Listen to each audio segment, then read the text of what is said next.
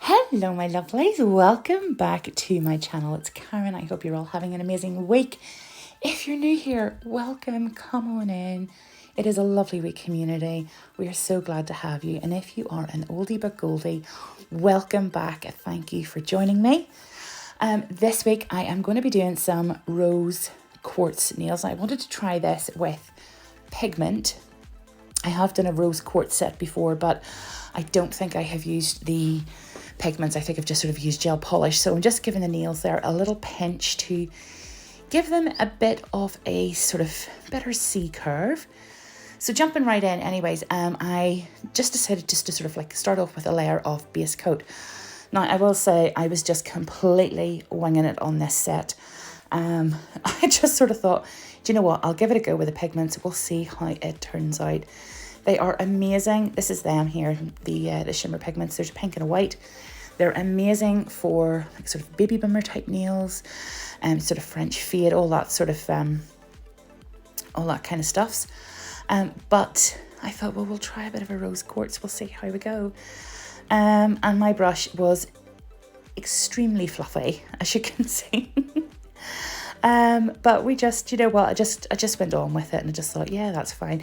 You need so little of it and it just kind of, you just sort of press it in. So I was doing this just really randomly, wasn't overthinking it, because that is usually my big problem when it comes to designs, especially when it comes to marbling or anything that's kind of more natural. I tend to overthink, and then that's where it sort of goes wrong. So again, I'm just going in then with the white this time, and I'm just filling in the bits that I didn't have pink on. Some of them I had done diagonally, some of them just a little bit of pink. But I just kind of, just sort of filled those in. So yeah, just pressing that in nice and neat. I'm going to give it a little dust off. And if you're working on a client, you will need to obviously get her to wash your hands or whatever afterwards, just as you would with chrome or neon pigments, because they're also quite messy as well, but I love using them. So anyways, going in then with some of, I can't remember what the name is. Cake for dinner, I think it is. It's either birthday cake or cake for dinner, but it's a Madame Glam. It's a very, it's a very, very light pink, and it's got a really nice shimmer to it. So I put this on really, really lightly. I was almost kind of like brushing the coat off as I was kind of like putting it on, if that makes sense. And then I would just wipe my brush between dipping it in. So once I've it cured, then I'm going back in, but this time I'm just sort of going in with the pink because I wanted to kind of bring out more pink than the white. So I decided to go in with some more pink pigment and just pat that into the dispersion layer, the sort of that tacky layer. And I'm just kind of going to repeat that and then dust it off again. As you can see here, I'm just sort of patting, but I'm trying not to disturb the pigment too much because I don't want it to cover a lot of the white as well. So just kind of giving it a really light dust. And then we're going to go in then for another coat of that beautiful cake for dinner.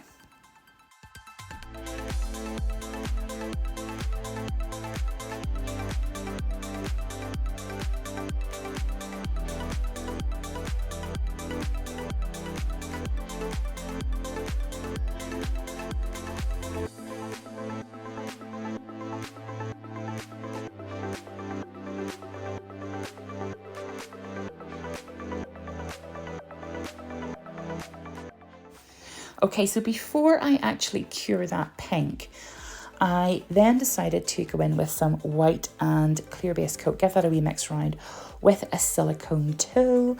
And we're just sort of going to create a nice kind of like almost milky white. And working then on the wet birthday cake gel polish layer, if you will. Then I'm just kind of going to draw that through, but with an ombre brush to sort of create some sort of very fine veining as what you would sort of get in a rose quartz. And I would probably suggest have the white and the base mixed up before you actually put the birthday cake on. Or that kind of, if you're working on sort of wet on wet, much easier, much handier, rather than sort of mixing it after. But anyway, again, I'm just putting that on, sort of marbling it very, very, very gently and just letting that kind of sit. And then we go in for a cure, and I'm just going back over then with some base coat then. This is just sort of some really sort of clear base coat. And again, before I cure this, I am going to go back in then with some more of that white kind of milky white little sort of solution that we made up. And I'm just going to, again, sort of like do some more marbling, but sort of in the opposite direction, but very lightly. Don't overthink this. Don't add too much. I was sort of on the brink of doing that. But again, you know, the less that you think about this, the better it'll turn out, because see, I'm just going over and over the same thing there. So I'd say don't think about it and it'll turn out even better.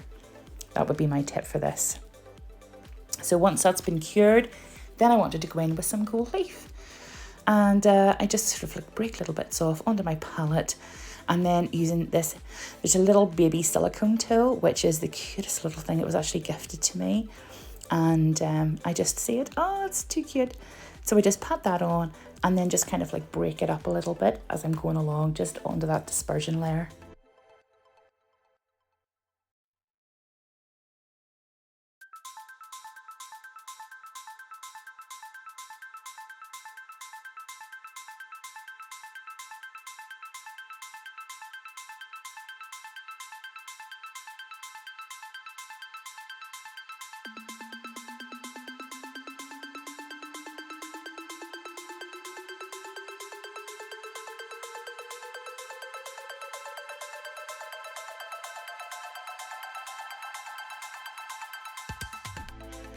Okay, so once that's all been cured, then I'm going in with the top coat. And if I'd done this all over again, I would have went in with Builder in a Bottle. I just like it. It just sort of, it's a little bit thicker in consistency to work with when you're encapsulating. So that's a little tip. If you are doing this, Builder in a Bottle would be good for this step. But I got on okay. It was fine. Once I have that cured, then I do buff, and as you'll see here in this next step, this is it all sort of buffed and refined. And then I'm going in then with my final top coat, which just brings everything to life. And in fact, these nails were lovely matte, as you can see, but I do like a glossy top coat. Oh, just love it.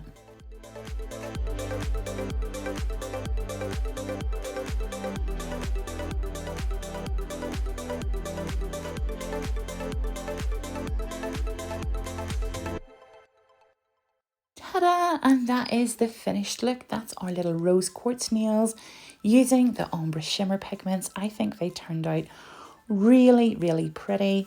And yeah, I would definitely wear these. I think they're really nice.